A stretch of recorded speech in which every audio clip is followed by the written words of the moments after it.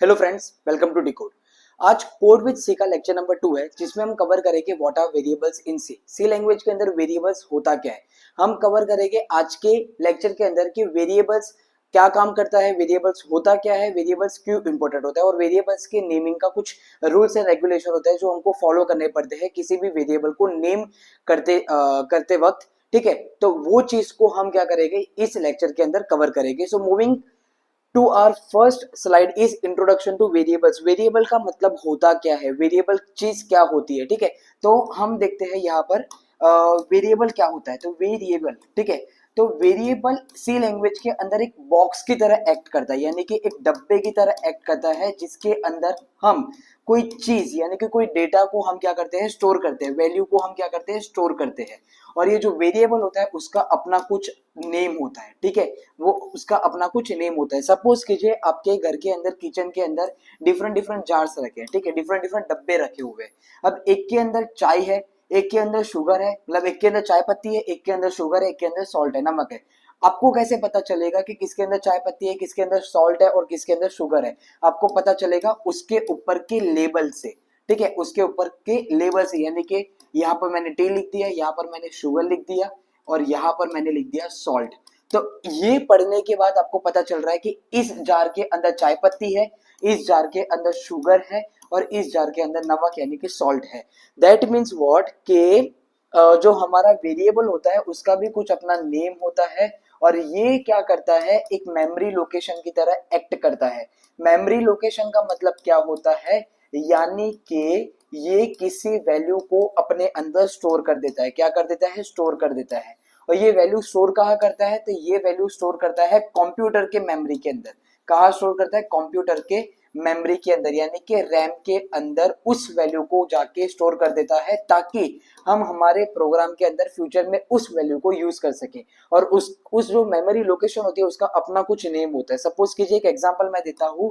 सी language के अंदर हम वेरिएबल्स को इस तरीके से लिखते हैं, integer age equals 20, integer age equals 20 in semicolon. ठीक है, अब एज जो है वो हमारे क्या हो गई, तो एज यहाँ पर हो गया वेरिएबल। ठीक है, वेरिएबल का नेम अगर कोई आपको पूछे तो एज जो है वो वेरिएबल का नेम है, यानी वेरिएबल नेम है। अब ये जो एज वेरिएबल है, जो डब्बा है, एज नाम का डब्बा है, उसके अंदर कौन सी वैल्यू स्टोर हो रही है, तो उसके अंदर 20 यानी कि ये वाली वैल्यू स्टोर हो रही है। ये वाली वैल्यू स्टोर हो रही है। ये कहाँ स्टोर करेगा, तो ये जो वैल्यू है वो कंप्यूटर के रैम यानी कि मेमोरी में जाके ये जो वैल्यू है वो हो जाएगी स्टोर। ठीक है, सपोज कीजिए इसकी जो साइज है वो है 4 बाइट्स। ठीक है, इसकी साइज है 4 बाइट्स क्योंकि इंटीजर है। तो एज वेरिएबल जो एज वेरिएबल है उसकी जो वैल्यू है 20, वो क्या करेगा, 4 बाइट की कंप्यूटर की जो मेमोरी होती है उसके अंदर जाके स्टोर हो जाएगी। यानी कि कंप्यूटर की एक जो 4 बाइट की जो जगह है वहां पर 20 वाली जो वैल्यू है वो जाके स्टोर हो जाएगी। क्या हो जाएगी, वो जाके यहाँ पर स्टोर हो जाएगी। यानी कि आप इमेजिन कर सकते हो, एज नाम का वेरिएबल है, अगर आप उसके अंदर जाके देखते हो तो क्या आपको मिलेगा, 20 वैल्यू मिलेगी 20। इसकी साइज क्या होगी, 4 बाइट्स। ठीक है, इसकी साइज क्या होगी, 4 बाइट्स। यानी कि हर एक वेरिएबल की अपने अलग अलग साइज भी होती है, हर एक वेरिएबल के अपने अलग अलग नेम होते हैं और अलग अलग वैल्यूज होती है। ठीक है, यानी कि जो वेरिएबल है वो एक डब्बा है, यानी एक बॉक्स है, यानी कि एक नेम्ड मेमोरी लोकेशन है जिसके अंदर हम वैल्यूज को क्या करते हैं, स्टोर करते हैं। ठीक है, वैल्यूज को हम क्या करते हैं, तो स्टोर करते हैं। ठीक है, यानी कि इंट्रोडक्शन में अगर हम देखें तो a variable is a named storage location. क्या है, एक स्टोरेज लोकेशन है, नेम्ड स्टोरेज लोकेशन है इन मेमोरी के अंदर। यानी वेरिएबल एक ऐसी मेमोरी लोकेशन है जिसका अपना एक नेम है, यानी नेम्ड मेमोरी लोकेशन है जिसके अंदर हम क्या करते हैं, वैल्यूज को स्टोर करते हैं। एक ऐसा डब्बा है वेरिएबल, एक ऐसा नाम का डब्बा है जिसके अंदर हम क्या करते हैं, डिफरेंट डिफरेंट वैल्यूज को जाके स्टोर करते हैं। Use to store data values, data values को स्टोर करने के लिए हम यूज करते हैं। The value of variable can change during program execution. अगर पहले मैंने इंटीजर एज जो वेरिएबल है उसमें वैल्यू मैंने स्टोर की 20 और आगे जाके मुझे इंटीजर एज वेरिएबल के अंदर की वाली जो वैल्यू है 20 उसको चेंज करके मुझे 21 करना है, तो वो मैं कर सकता हूँ। Simple change the value, integer age equals 20 थी उसकी जगह पर 21 कर दो, तो हमारी हो जाएगी वैल्यू चेंज, यानी कि जो एज नंबर के डब्बे है उसमें से 20 वाली वैल्यू हट के 21 आ जाएगी। ठीक है, 21 क्या आ जाएगी, 21 वाली जो वैल्यू है वो रिप्लेस हो जाएगी। Think of it as a container box with a label, यानी कि अगर आपको कोई बोले वेरिएबल क्या होता है तो आप ये सोचना कि वेरिएबल एक बॉक्स होता है, एक डब्बा होता है जिसका अपना कुछ नेम होता है और उसके अंदर हम क्या करते हैं, डेटा यानी वैल्यूज को हम स्टोर करते हैं। एक एज नाम का वेरिएबल है, यानी एज नाम का डब्बा है जिसके अंदर हमने डिफरेंट डिफरेंट एजेस को स्टोर किया हुआ है। ठीक है, तो ये हो जाता है अपना वेरिएबल। ये क्या हो जाता है अपना वेरिएबल, की वेरिएबल चीज होती क्या है। अब हम देखते हैं कि वेरिएबल की जरूरत क्यों है। हम पढ़ते रहे कि वेरिएबल ये चीज होती है, ये काम करते हैं वेरिएबल, पर हमको वेरिएबल चाहिए ही क्यों, why do we need variable. अगर वेरिएबल ना हो तो चलेगा नहीं, अगर वेरिएबल है तो क्यों है। ये चीज का आंसर है कि सपोज कीजिए मैंने ले लिया एज की वैल्यू 20। ठीक है, अब मैंने बहुत सारे डिफरेंट मान लीजिए मैंने 50 प्रोग्राम्स को रन किए, 50 प्रोग्राम्स रन किए जिसके अंदर मैंने एज की वैल्यू 20 ली है, जिसके अंदर मैंने एज की वैल्यू 20 ली है। बट अभी मुझे एज की वैल्यू 20 नहीं बल्कि एज की वैल्यू 21 चाहिए। तो मुझे क्या करना पड़ेगा, ये जो 50 प्रोग्राम्स जो मैंने एज इक्वल्स टू 20 का यूज करके परफॉर्म किए, उस सारे के सारे 50 प्रोग्राम्स के जो डिफरेंट लाइन ऑफ कोड्स है ना, उसमें मुझे एज इक्वल्स 20 की जगह पर एज इक्वल्स 21 लिखना पड़ेगा, जो मेरे लिए और आपके लिए बहुत हेक्टिक होगा, बहुत लोड होगा और डिफिकल्ट होगा। सपोज कीजिए आपके पास 200-300 लाइन ऑफ कोड्स है जिसमें आपने इंटीजर समथिंग यानी कि इंटीजर वेरिएबल इक्वल्स 20 का यूज किए। अब आपको चेंज करनी है उस वेरिएबल की वैल्यू 20 से 21 करनी है आपको, तो आप क्या करोगे, वो 200 लाइन ऑफ कोड्स में डिफरेंट जगह पर आपने जहां पर आपने इंटीजर वेरिएबल्स इक्वल्स 20 यूज किए, वहां पर जाके आप क्या करोगे, 20 की जगह पर 21 लिखोगे। वो आपके लिए और मेरे लिए बहुत हेक्टिक हो जाएगा। तो हम सिंपली क्या करेंगे, वेरिएबल्स का यूज करेंगे। हम सिंपली क्या करेंगे, वेरिएबल्स का यूज करेंगे। ठीक है, यानी हम वेरिएबल का यूज करके पहले वेरिएबल डिफाइन कर देंगे कि भाई इंटीजर एज करके वेरिएबल नेम है जिसकी वैल्यू हम लोगों ने दी है 20। अब हमने सपोज कीजिए बहुत सारे प्रोग्राम्स को रन किए, और यहाँ पर इन सारे प्रोग्राम्स में मैंने इंटीजर एज इक्वल्स 20 की वैल्यू यूज की है। अब अगर मुझे कोई बोले कि 20 वैल्यू नहीं यूज करनी, 21 चाहिए, रिप्लेस करनी है 21, मैं सिंपली क्या करूंगा, मेरे प्रोग्राम के सबसे पहले जाऊंगा जहां पर मैंने वेरिएबल को डिफाइन किया था, एज वेरिएबल को डिफाइन किया था, वहां पर जो मैंने 20 वैल्यू रखी थी उसकी जगह पर मैं 21 कर दूंगा। ऑटोमेटिक यहाँ पर सारी जगह पर वो इंटीजर एज इक्वल्स 21 यूज करेगा और प्रोग्राम को एग्जीक्यूट करेगा। ठीक है, और प्रोग्राम को क्या करेगा, एग्जीक्यूट कर लेगा। यानी कि reusability, change value once used everywhere. अगर कोई ऐसी वैल्यू है जो हमने सारी जगह पर यूज की है, उसके एक ही बार में उसके वेरिएबल को डिफाइन कीजिए, और उसी वेरिएबल जो डिफाइन किया है आपने उसमें जाके आप वैल्यू को चेंज कीजिए और सब जगह उसकी वैल्यू चेंज हो जाएगी। Improve score readability and maintainability. आपको भी अच्छा नहीं लगेगा अगर बार बार आपको एज इक्वल्स 20 करके डिफाइन करना पड़ेगा। तो ये क्या करेगा, पहले ही इंटीजर एज इक्वल्स 20 करके काम खत्म कर देगा। तो ये कोड की रीडेबिलिटी और मेंटेनेबिलिटी को क्या करता है, इंप्रूव करता है। ऑर्गेनाइज मेमोरी एफिशिएंटली, यानी मेमोरी को भी अच्छी तरीके से एफिशिएंटली ऑर्गेनाइज करेगा। ठीक है, now moving to our next slide is syntax of variable declaration. यानी वेरिएबल डिक्लेयर करने के लिए अगर हमको सी लैंग्वेज के अंदर किसी भी वेरिएबल को डिक्लेयर करना है तो उसका कुछ अपना एक सिंटेक्स होता है। वो सिंटेक्स क्या होता है, तो वो सिंटेक्स होता है डेटा, पहले आएगा डेटा टाइप, फिर हम लिखेंगे वेरिएबल का नेम, जो भी हमको देना हो वेरिएबल का नेम। ठीक है, वेरिएबल का नेम। ठीक है, और फिर आएगी हमारी वैल्यू, और आएगा एंड करेंगे हम सेमी कॉलन के साथ। ठीक है, डेटा टाइप का मतलब क्या होता है, भाई जो हम वेरिएबल के अंदर वैल्यू स्टोर करेंगे उसका टाइप क्या होगा, क्या वो इंटीजर होगा, क्या वो कैरेक्टर होगा, क्या वो फ्लोट वैल्यू होगी। ठीक है, तो इसको बोलते हैं डेटा टाइप। तो ये हो जाता है डेटा टाइप, यानी वैल्यू जो हम स्टोर कर रहे हैं वो कौन से टाइप का डेटा है, क्या वो इंटीजर डेटा है, क्या वो फ्लोट डेटा है, क्या वो कैरेक्टर डेटा है। वेरिएबल नेम यानी कि आप जो डब्बे के अंदर वैल्यू को स्टोर कर रहे हो वो डब्बे का नाम क्या है, ये हो जाता है वेरिएबल नेम। और डब्बे के अंदर आप कौन से चीज को स्टोर कर रहे हैं वो हो जाती है वैल्यू। सपोज कीजिए डेटा टाइप है हमारा इंटीजर, वेरिएबल का नेम है एज, ठीक है, और वैल्यू है हमारी 20। तो इसका मतलब क्या कि भाई जो एज जो है, एज जो है वो एक वेरिएबल है, वेरिएबल का नाम है जिसके अंदर हम इंटीजर डेटा टाइप को स्टोर करेंगे। और वो जो टाइप है डेटा का वो है इंटीजर और वैल्यू क्या है 20। तो 20 वैल्यू को हम एज के डब्बे में जाके क्या कर देंगे, डाल देंगे, स्टोर कर देंगे, ठीक है। तो इसको बोलते हैं सिंटेक्स। सिंटेक्स का मतलब क्या होता है, एक पर्टिकुलर इसी तरीके से आपको वेरिएबल को डिक्लेयर करना है, ठीक है।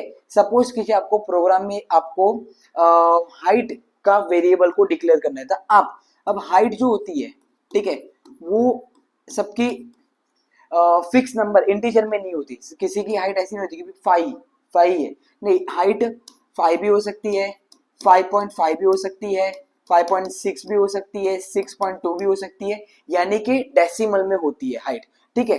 तो तब हम क्या करेंगे, फ्लोट का यूज करेंगे, फ्लोट हाइट, हमने नाम दिया है हाइट वेरिएबल का, और सपोज कीजिए हाइट है 5.9 और सेमीकोलन।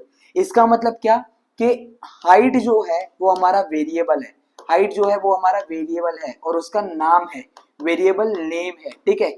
और वेरिएबल नेम है, फ्लोट क्या है, तो फ्लोट डेटा का टाइप है, यानी कि डेटा का टाइप है। ये क्या बताता है, ये बताता है कि जो हाइट नाम का वेरिएबल है उसके अंदर फ्लोट वाले डेटा को हम, यानी कि पॉइंट वाले डेटा को हम स्टोर करेंगे। और 5.9 क्या है, तो 5.9 है उसकी करंट वैल्यू, यानी कि करंटली हाइट नाम के वेरिएबल के अंदर 5.9 वैल्यू को हमने स्टोर करके रखा है, ठीक है। हमने क्या करके रखा है, स्टोर करके रखा है। तो ये हो जाता है अपना डेटा टाइप, ये हो जाता है वेरिएबल नेम, और ये हो जाता है हमारी वैल्यू जो आपको स्टोर करनी है, ठीक है। तो फ्लोट हाइट इक्वल्स 5.9। यहां पर मैंने एग्जांपल दे रखे हैं, integer marks equals 85, float pi equals 3.9, character CHAR character grade equals A, ठीक है। तो यहां पर हम देखते हैं कि इंटीजर मार्क्स इक्वल्स 85, जो ये वाला एग्जांपल है, ठीक है। अब वीडियो को पॉज करके आप बताइए कि इसमें डेटा टाइप क्या है, वेरिएबल नेम क्या है और वैल्यू कौन सी है, ठीक है। आप चाहो तो पॉज भी कर सकते हो वीडियो को। यहां पर जो इंटीजर है, INT का मतलब होता है इंटीजर, ये हमारा है डेटा टाइप, जो क्या बताता है, वो बताता है कि मार्क्स नाम के वेरिएबल के अंदर, मार्क्स नाम के वेरिएबल के अंदर हम इंटीजर डेटा टाइप्स को स्टोर करेंगे, इंटीजर डेटा टाइप्स को स्टोर करेंगे, ठीक है। और मार्क्स क्या है, वेरिएबल का नेम है, और 85 क्या है, उस मार्क्स नाम के वेरिएबल के अंदर की वैल्यू है, अंदर की वैल्यू है जो अभी करंटली स्टोर की गई है, ठीक है। सिमिलरली फ्लोट पाई इक्वल्स 3.1 का मतलब क्या है, जो पाई है वो हमारा है वेरिएबल का नेम, फ्लोट है वो हमारा है डेटा टाइप, जो पहले आता है वो होता है data type, then variable name और is equals to value and semicolon. जो फ्लोट क्या बताता है कि जो पाई नाम का हमारा वेरिएबल है, जो डब्बा है, उसके अंदर फ्लोट यानी कि पॉइंट, पॉइंट वाली वैल्यूज को हम स्टोर करेंगे। और कौन सी वैल्यू करंटली स्टोर की है, 3.14। Similarly char for character grade equals A, तो A जो है वो क्या है, कैरेक्टर है, यानी कि ये चीज बताता है कि जो ग्रेड नाम की जो वेरिएबल है, यानी जो ग्रेड नाम का डब्बा है उसके अंदर जो वैल्यू स्टोर होगी वो कैरेक्टर वैल्यू स्टोर होगी, यानी कि A स्टोर हो सकती है, B C D E F, ऐसी वैल्यूज को हम ये ग्रेड नाम के डब्बे के अंदर यानी कि वेरिएबल के अंदर हम स्टोर करेंगे। ये चीज हो जाती है कि syntax of variable declaration, variable declaration का सिंटेक्स हो गया। अब आता है कि आपने ये चीज से सीख ली कि वेरिएबल को कैसे डिक्लेयर करना है। पहले उनका डेटा टाइप लिखना है, यानी कि उस वेरिएबल के अंदर कौन से टाइप के डेटा को हम स्टोर करेंगे, तो डेटा टाइप, देन उस वेरिएबल का नेम, और आते हैं उसके इक्वल्स वैल्यू, कौन सी वैल्यू को हम स्टोर करेंगे, और semicolon. Semicolon is must for C language, ठीक है। अब आते हैं रूल्स। अब रूल्स का मतलब क्या होता है कि आप जब भी आपके वेरिएबल का नामकरण करोगे, यानी कि आप सोचोगे कि भाई मुझे मेरे वेरिएबल का नेम ये चाहिए, मुझे मेरे वेरिएबल का नेम ये चाहिए, मुझे मेरे वेरिएबल का नेम ये चाहिए, उसके पहले आप जो नामकरण करोगे उसके पहले आपको कुछ रूल्स एंड रेगुलेशन को नजर रखना पड़ेगा, ठीक है। जो पहला रूल जो होता है वो हमारा क्या होता है कि जो वेरिएबल का नेम होता है वो लेटर या फिर अंडरस्कोर से ही स्टार्ट हो सकता है, लेटर या फिर अंडरस्कोर से ही स्टार्ट हो सकता है। इसका मतलब क्या है कि जो पहला रूल है वो है कि जो हमारा वेरिएबल का नेम है वो शुरू हो सकता है लेटर से या फिर अंडरस्कोर। अंडरस्कोर का मतलब क्या होता है, एक स्पेशल कैरेक्टर है, इस तरीके से, ठीक है। यानी कि हम ये लिख सकते हैं, हम ये लिख सकते हैं इंटीजर एज इक्वल्स 20, ठीक है। या फिर हम ऐसे भी लिख सकते हैं इंटीजर, ये लेटर से शुरू हुआ है, क्या हुआ है, लेटर से शुरू हुआ है, ठीक है। या फिर हम ऐसे भी लिख सकते हैं इंटीजर अंडरस्कोर एज इक्वल्स 20, ठीक है। ये चीज भी राइट है और ये चीज भी राइट है, यानी कि यहाँ पर अंडरस्कोर से भी हम स्टार्ट कर सकते हैं वेरिएबल के नेम को और या फिर लेटर से स्टार्ट कर सकते हैं। बट अगर हमको नंबर से स्टार्ट करना है, इंटीजर 1 एज इक्वल्स 20, ये चीज गलत है, नंबर से हम स्टार्ट नहीं कर सकते, ठीक है, otherwise error will be shown, ठीक है। यानी कि कंपलसरी हमको हमारा जो भी वेरिएबल का नेम जब भी हमको देना है तो उसकी शुरुआत लेटर से ही करनी है और अंडरस्कोर से ही करनी है, या फिर लेटर से या फिर अंडरस्कोर से करनी है, ठीक है। नेम से नहीं, नंबर से नहीं करनी। हाँ, हम नंबर यूज जरूर कर सकते हैं, ठीक है, नंबर्स, लेटर्स एंड अंडरस्कोर जरूर हम यूज कर सकते हैं, बट वो कैसे, अगर आपको नंबर यूज करने हैं तो आप ऐसे लिख सकते हो, as integer age underscore 1 equals 20, ये चल सकता है। या फिर हम ऐसे भी लिख सकते हैं, इंटीजर एज, अंडरस्कोर का नहीं यूज करना, अंडरस्कोर को नहीं यूज करना, तो इंटीजर एज 1 इक्वल्स 20, ठीक है। तो ये दोनों चीज हमारी करेक्ट है, ठीक है। यानी नंबर्स हम डाल सकते हैं, लेटर्स भी डाल सकते हैं और अंडरस्कोर भी डाल सकते हैं, बट अगर जब बात आती है वेरिएबल के नेम की शुरुआत तो वो हमेशा हमेशा या फिर लेटर से शुरू करना है, यानी A B C D E F G F, ये अल्फाबेट से शुरू करना है, या फिर अंडरस्कोर जो स्पेशल कैरेक्टर होता है उससे शुरुआत करनी है, ठीक है। Can not start with a digit, जो हम लोगों ने यहाँ पर देख लिया, can not start with a digit, must start with a letter और अंडरस्कोर, यानी लेटर या फिर अंडरस्कोर से ही स्टार्ट कर सकते हैं, अंडरस्कोर ये वाला होता है, ठीक है।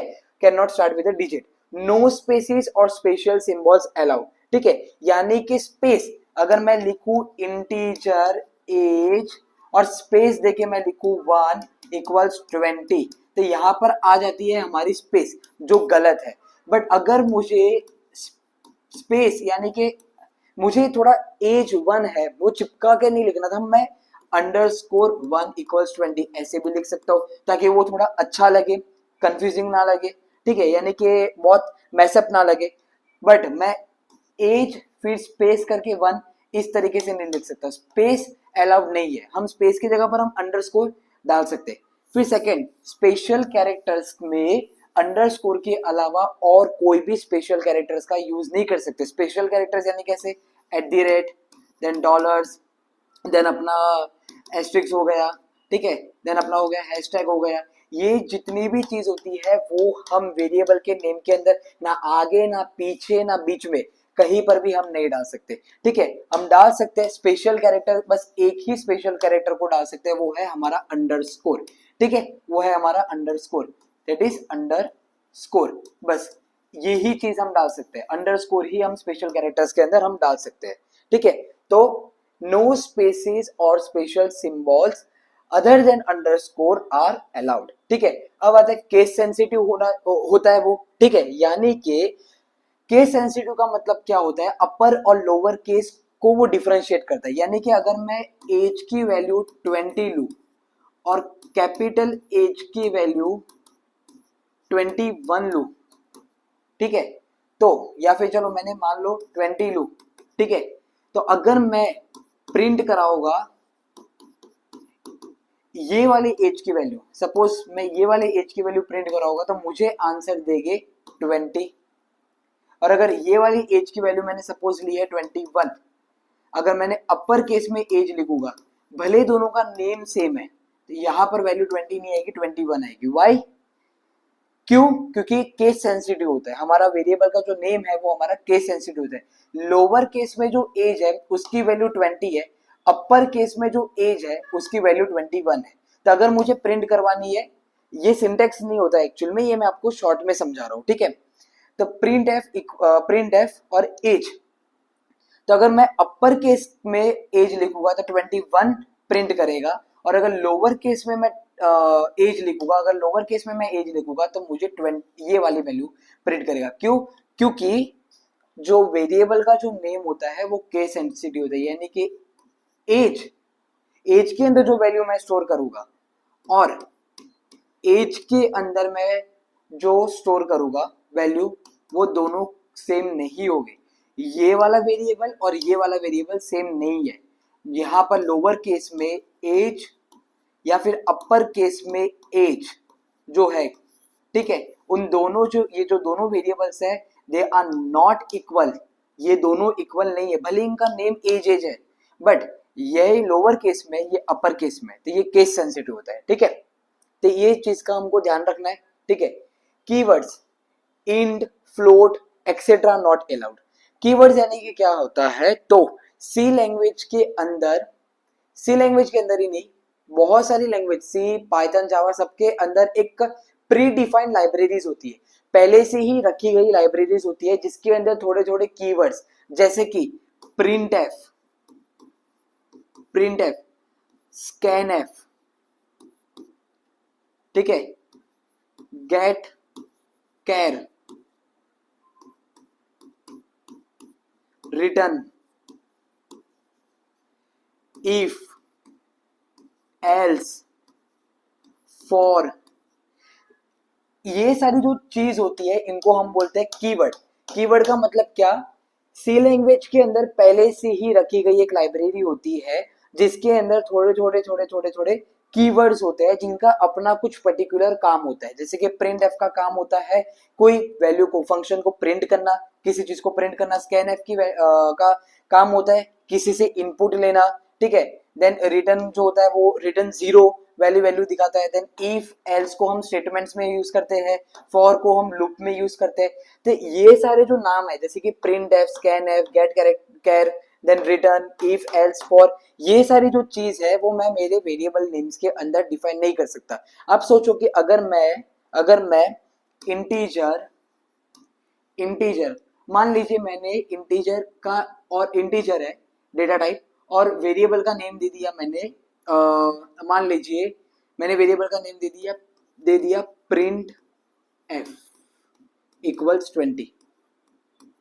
अब हम आगे प्रिंट एफ का फंक्शन यूज करेंगे अगर कोड में, तो जो कोड होगा, जो प्रोग्राम होगा, वो कंफ्यूज हो जाएगा कि प्रिंट एफ की वैल्यू 20 लेनी है, या फिर ये प्रिंट एफ जो है वो हमारा कीवर्ड है, या फिर ये प्रिंट एफ हमारा या फंक्शन है या फिर वेरिएबल है, वो कंफ्यूज हो जाएगा, ठीक है। और क्या करेगा, एरर या फिर आपका सेटिस्फैक्टरली जो आंसर है वो नहीं प्रोवाइड करेगा, ठीक है। यानी कि आपको ये चीज ध्यान रखनी है कि जैसे कीवर्ड्स होते हैं, ठीक है, इन सारे जो कीवर्ड्स होते हैं वो अलाउ नहीं होते, यानी जो printf, scanf, return, then int, float, char, bool, या फिर इफ, एल्स, फॉर, ये सारे जो प्री डिफाइंड फंक्शंस जो होते हैं, यानी कि सी लैंग्वेज के लाइब्रेरीज के अंदर ये सारे जो कीवर्ड्स होते हैं, उनके नेम को हमको नहीं लेना, हमको कुछ और नेम्स लेने। जैसे कि हम वेरिएबल का नेम ले सकते हैं एज, हाइट,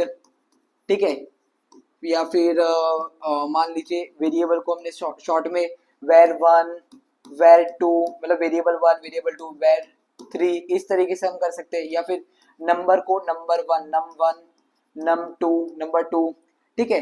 या फिर इंटीजर लेकर हम कोई भी इस तरीके के नेम ले सकते हैं, जैसे लाइक value1, value2, ये सारे नेम हम ले सकते हैं। But printf, scanf, गेट कैर, रिटर्न, इफ, एल्स, ठीक है, इंट, ये सारी चीज नहीं लेनी, ये सारी कीवर्ड्स का यूज नहीं करना, ठीक है। तो ये जो है वो है हमारा रूल्स, ठीक है, ये थोड़े रूल्स होते हैं, ये सारे रूल्स होते हैं जो हमको हमारे वेरिएबल के नेमिंग यानी नामकरण से पहले ध्यान रखना है। ठीक है, तो यहाँ पर होता है हमारा कोड विद सी सीरीज का lecture number 2 that is variables in C हमारा पूरा यहाँ पर कंप्लीट हो जाता है। अब मिलते हैं अगले वीडियो लेक्चर में जो कि हमारा होने वाला है डेटा टाइप्स ऑफ सी, यानी कि सी के अंदर कौन से डेटा टाइप्स होते हैं। सो मिलते हैं अगले वीडियो लेक्चर में, तब तक के लिए bye and take care. Thank you.